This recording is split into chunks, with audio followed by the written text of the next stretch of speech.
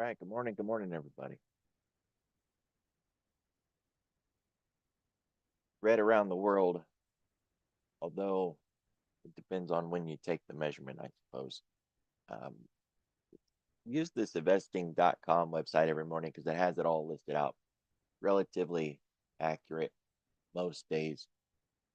But we've pointed out discrepancies before, and you always want to double check. So, yeah, it shows Hong Kong flat, but it had a nice run up.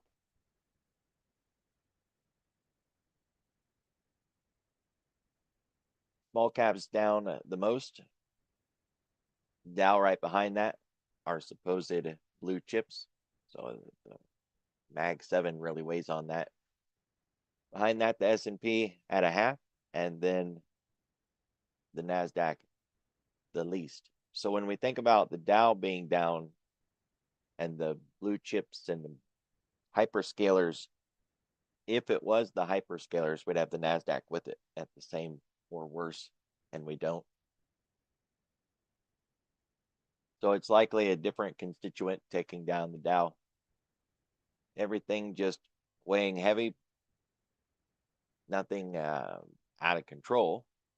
Have VIX expiry this morning at 9:30.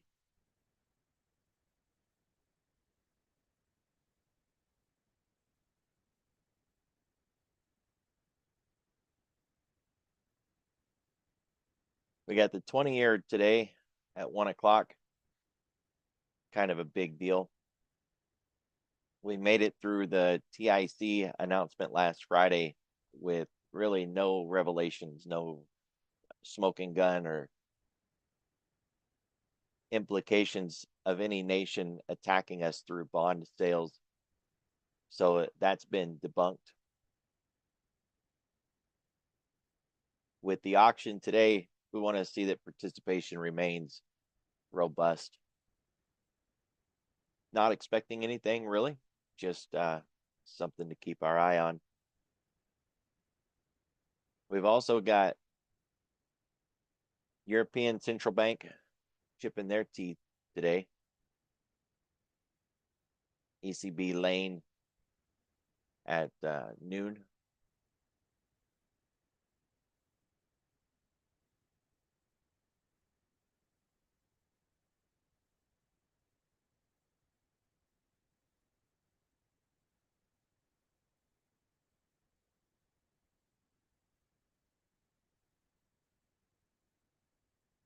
There was some comments about crude moving to the upside over Israel's threat of a nuclear power plant to one of the oil producing countries. That gave it a little bump to the upside. We're going to get our inventories numbers today. Not really expecting too much on that one. But as much as oil is just a sleepy thing that we don't really think about when it comes to what can move the market, there are times where we do feel that influence. So keep your eye on that. It's at 10:30.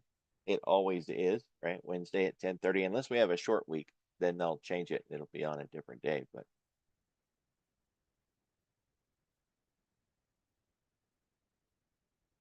it's just going to be coming in all day today. We're going to have data just trickling in. Most of it shouldn't be too impactful.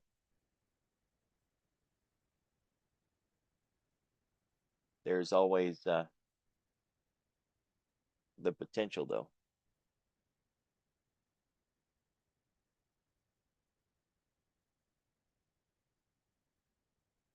Yeah, Iran is where the power plant is. They were talking about hitting.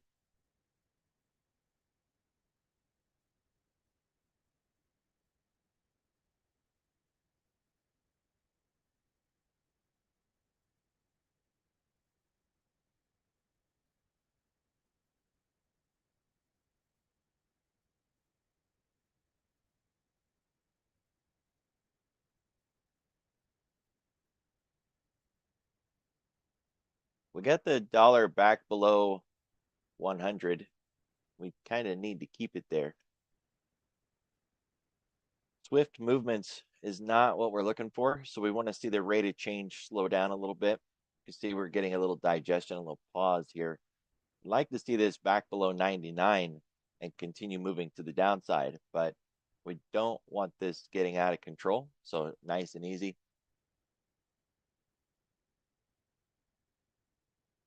And I mentioned it earlier this morning, but we've got these really nice higher lows and we've got a pretty good pullback. So if we're going to keep this current structure in place, we don't want to break this low here, right? That just call it 5,900. No reason to get exactly to the tick perfect. Keep above that 59. We don't want to set a lower low. We want to continue to set these higher lows. This is the ES on the right side, dollar in the middle, 10-year on the left.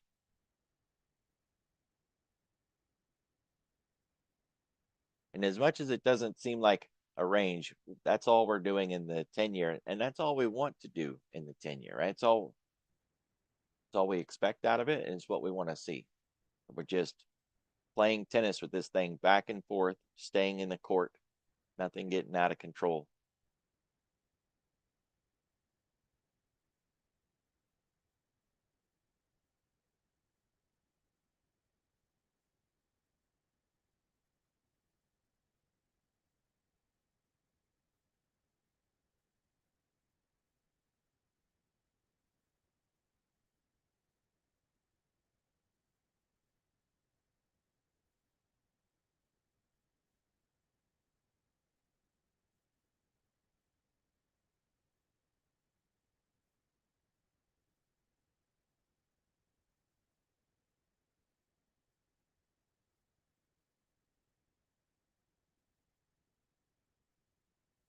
Overnight volume still within normal range between 50 and 80.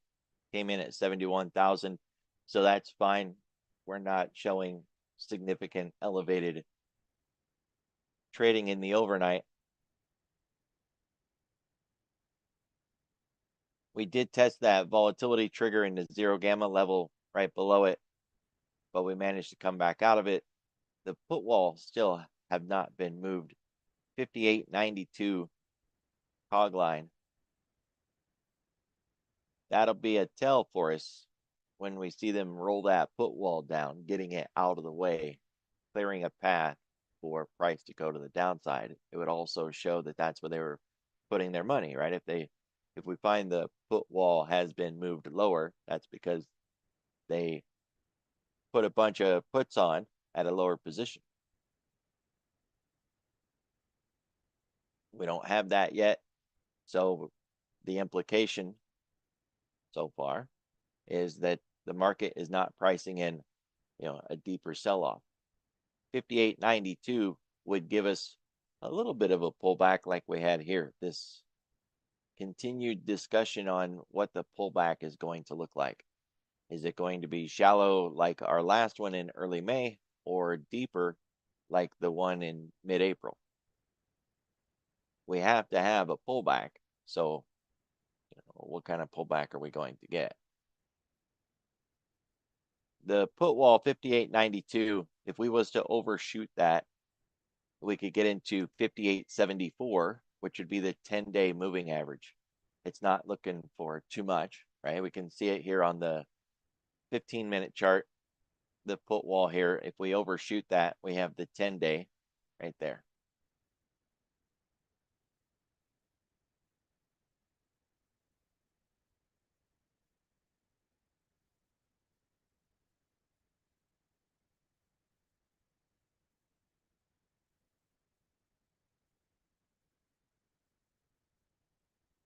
We talk about these ADR lines every day. I don't think they get enough attention, but there's no magic to this. It's just math. The average daily move, ADR, rather than ATR, right? The ATR, average true range, that uses a bit of a complex math. Think of it like the difference between an EMA moving average and an SMA moving average. They're both fine, just the EMA uses a more complex math and is adjusted with a front weight. ATR uses a more complex math. So when I built my ADR, I just used simple math, looking at the last 21 days, a market month, 20 days, and asking a very basic question. How far have we moved on average in the last month? So each day, what's the high and low of the day? Markets just make that swing, right? That's what they do. Whether we're going up, whether we're going down, they make these swings or these ranges.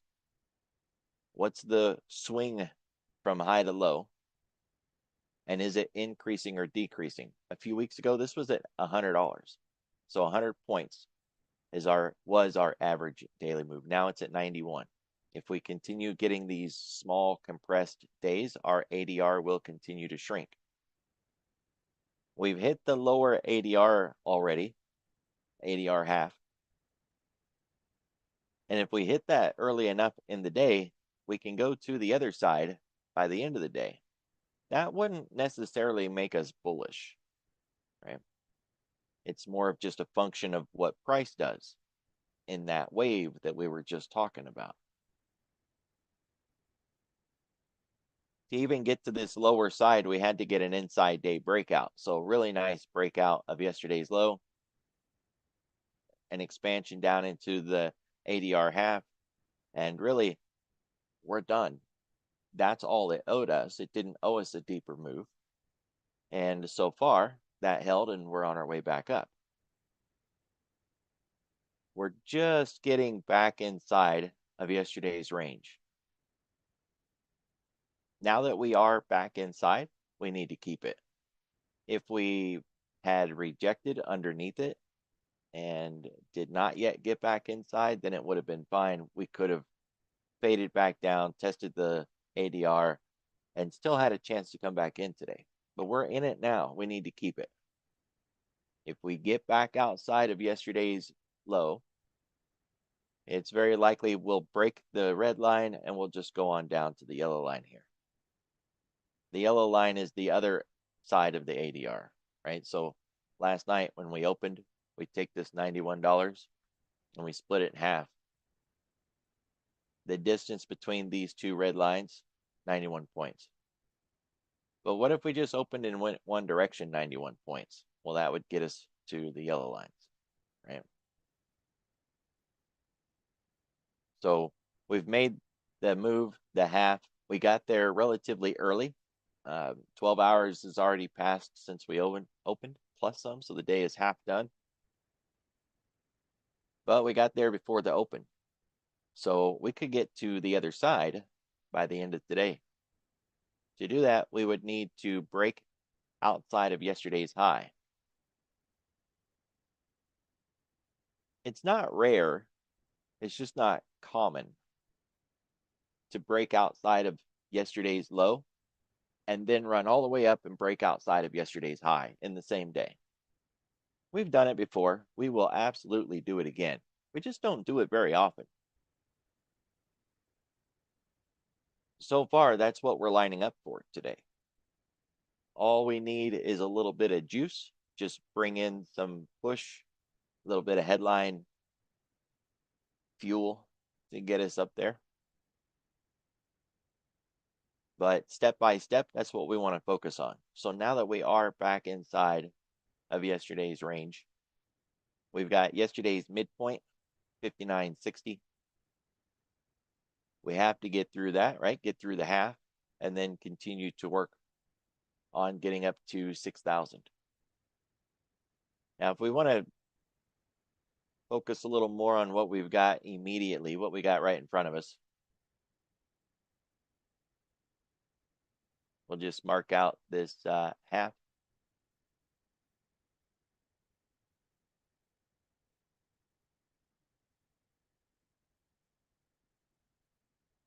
Measure our own Globex low, which happens to be 59.32 cog line. We just hit it.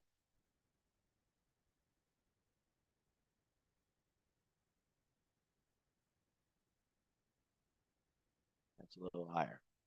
So that's all of our Globex right there. And as usual, a cog line appears in the middle of the mess. We need to get through the cog line or the Globex half to get to the half that we had marked out earlier. Up here, 59.60. Then yesterday's high. Level by level by level, step by step, nice and easy. If we reject this half, it's very likely we're going to break back outside of yesterday's low. And as I already mentioned, if we do that, we're aiming back for the low of the session, and then we'll work on it from there. The 1-2-3-6 is a 92, which is another cog line, right? 58.92 cog line. They just keep showing up.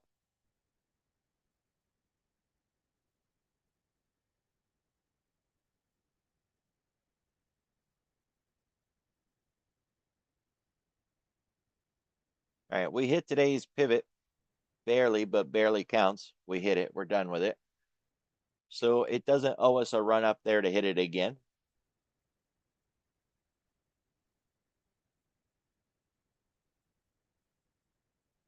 We may have got an S2. Nope, we didn't. We only got an S1. All right. So last week, we had an example where we had dropped into an S2 and then we rallied up to an R1. I was thinking maybe we had another setup like that this morning. We don't. We haven't fallen far enough. 59.22 is S1, support level 1. You can see we interacted with it earlier this morning before we finally broke it. So now that we're back above it, it's another one of those levels that we really kind of want to keep. Historically speaking, once we get back above this level and we don't keep it, then yeah, we're going to the other one. 58.92 cog line, the lower one. Sounds familiar.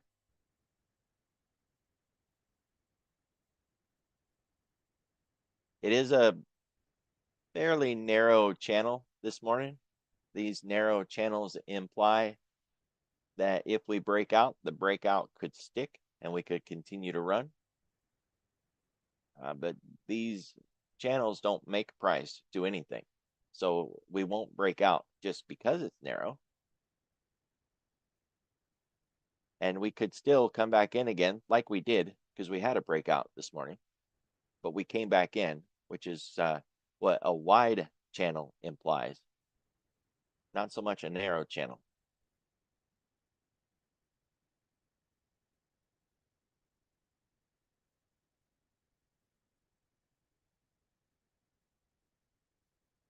R1 is below the 59.92 cog line. And we would hit it before we escape Tuesday's high.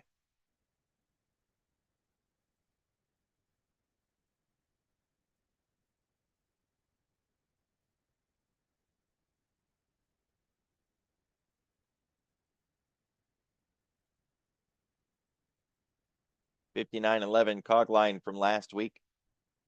Point of control. We talked about this structure yesterday and how this was likely the only thing that was going to help us out if we did break down again. This week, we haven't really built out much compared to what we built out last week. But if we continue to drop down into this level, then of course we can work on that.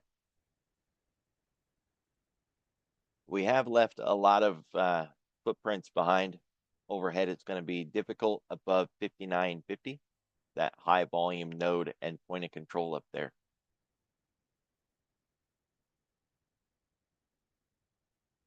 This really does highlight how the point of no return is around 59, and then it gets really shallow.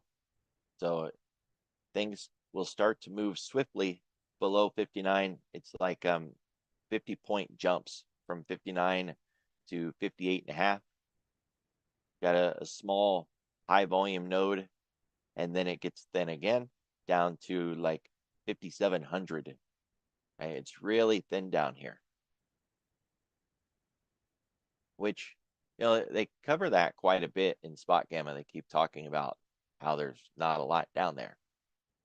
Maybe that'll change we kept looking for it to change after OPEX. We've made it through OPEX. We still haven't seen those changes.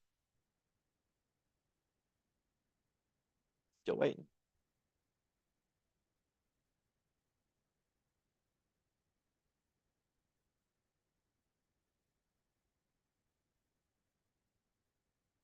See, they just came out with the AM edition.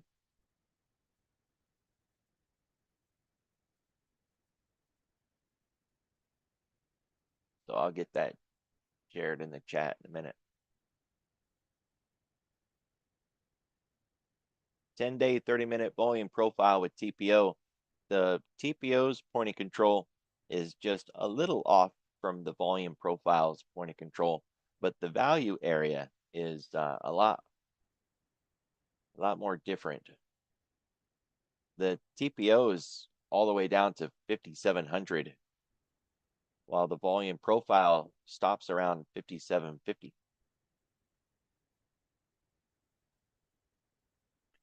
In the shallow area, no less. So as we discussed earlier this week, this point of control is not expected to move anytime soon unless we build out a new level. Looks like we've been putting in a lot of work around that 59.65 area, but we would need to go back up to that level and put more work in if we're going to move this point of control soon. Otherwise, we have another week before we start getting into the candles that made the current point of control. And at that point, once we start wiping them out, by default, we would move to the next highest spot, and that would be the 59.65. But that's a week away at least, if not more. If we continue this move to the downside, 58.75 comes into question, but those candles are going to get taken out in 4 days or so. So we would be starting from scratch if we drop down there and start putting in work around that 58.50. We don't have a nice classic profile at this point. Got two distributions and a real shallow area, and this shallow area, just like we were looking at on the other charts, is pretty wide, right? From 58.50 down to like 5,700. It's a 150-point drop.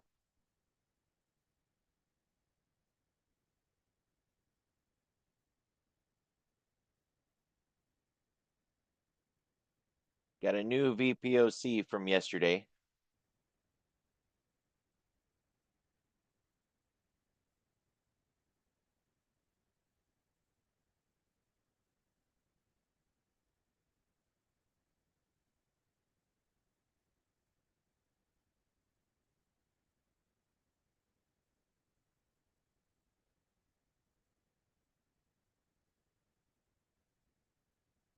$59.60 or $59.61, doesn't matter. Either one is close enough.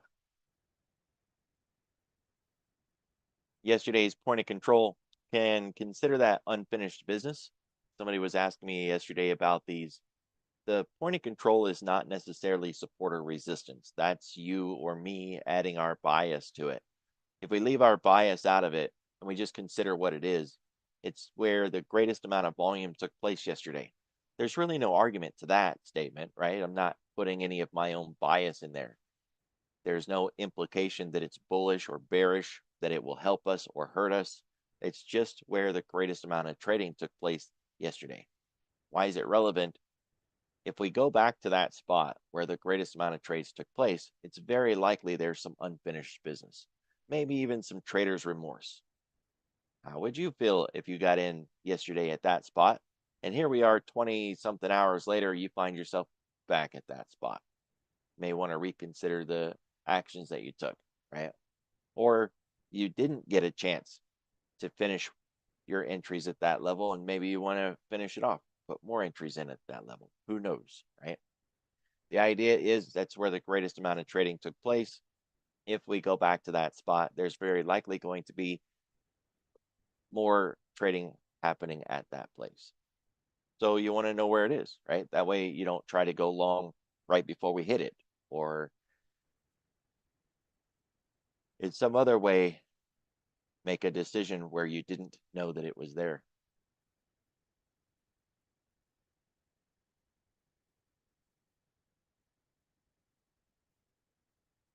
You think about what we've accomplished on the week, we're doing just fine. We haven't really done much of anything.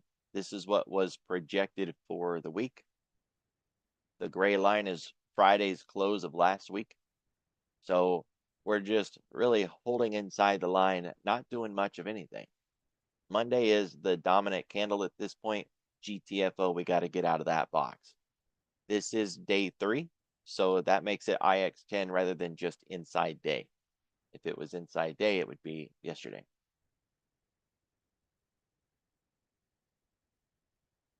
This will develop into a squeeze if we continue. If you think about it, the Russell was actually looking a lot better for the squeeze.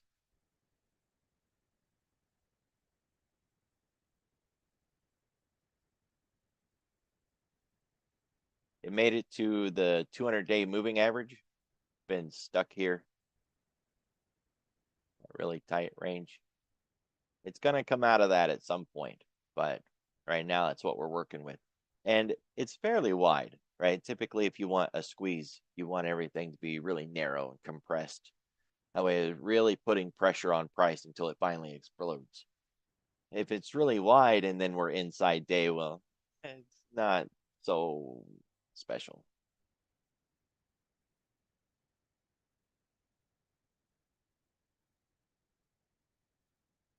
Continue to see the fade back towards the 10-day. This is exactly the kind of price action we would want to see.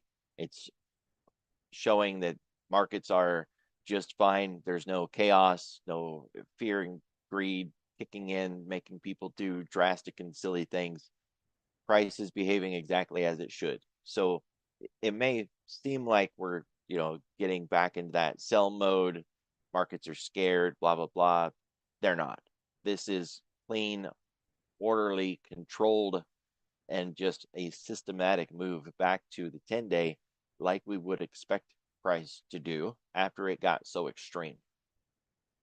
It got a little ahead of its skis and it needed to take a break, and this is a correction to help heal and get cleaned up. Looking at the 10-week, we're still more than 3.5% above the 10-week.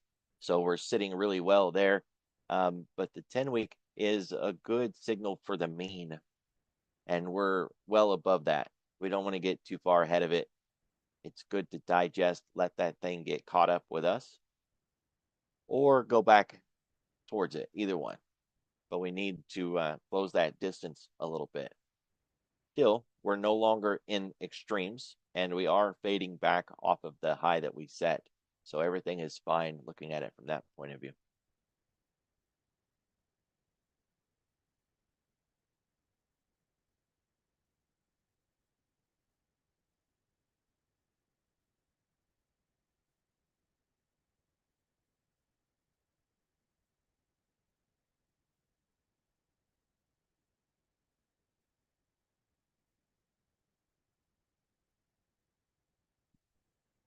Miners are up.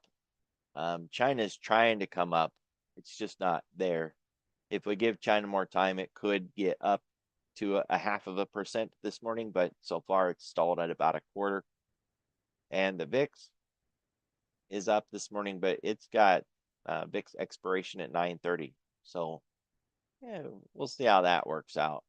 If we look at what's down, or at least what's in the middle first, there's a lot in the middle. I mean, a lot, implying we just don't have a direction or a bias this morning.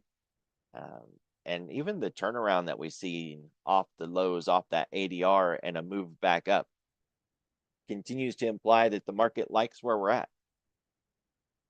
Not looking to push a sell-off, and we don't have enough fuel to sustain a rally. We're just treading water here. So a lot of things in the middle, not up 0.5% or more, not down 0.5% or more. On the things that are down, chips is a little bit of a worry. We wouldn't want chips down if we expect a rally. and we have this V bottom off that lower ADR this morning. Hard to see that sustain if we can't keep chips. So that is something that we would expect to see change. And then generically speaking, we got tech down this morning. That's another one that just doesn't fit. Can't sustain a rally off the lows or a V bottom move if we don't have tech. We also have finance down more than 0.5%.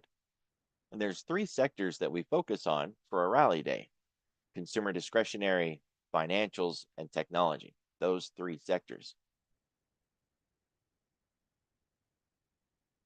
They're all down. When we start spreading that out into communications, yeah, that's down too. Or chips, yep. So none of that supports this reversal off the lows. We can still rally without that, but only if they stop falling. If they continue to fall, we can't rally. If they're sideways, we can rally.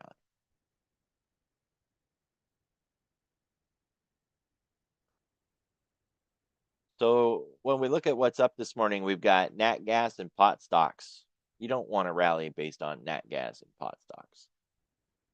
We got crude and gold miners, gold, uranium. None of that is what we would want for a rally day. And when we look at what's down, airlines, bonds, small caps, chips, tech, finance, Bitcoin, utilities, which, it ties into data centers. So it fits as something that we want to keep track of. Everything that we need for a rally day is down, and that has to change. Otherwise, where's the rally going to come from? What's the fuel to sustain this move back in the other direction? It could be from Treasury, right? Treasury yields, maybe a move in the dollar. It could come from that. But it would need to be more persistent. And so far, it doesn't seem to be persistent. So keep your eye on that, worry. And remember, we are looking for a sell-off, right? Because we're looking for that higher low. It doesn't mean we're bearish. We're not targeting like 5,500 or some crazy stuff like that. We just need a higher low.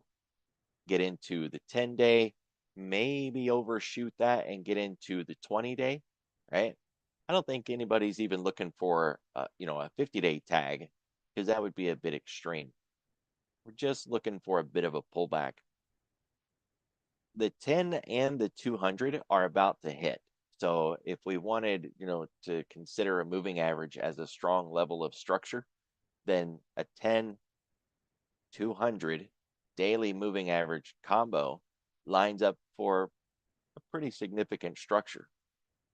It's also the high of this day, the low of that day, and highs and lows form levels of support and resistance as well. So it lines up, right? There's a lot of structure right there at that 58, 72 area, 75. And since we're at 59.25, we're looking at maybe a 50-point drop from, 59.25 to 58.75.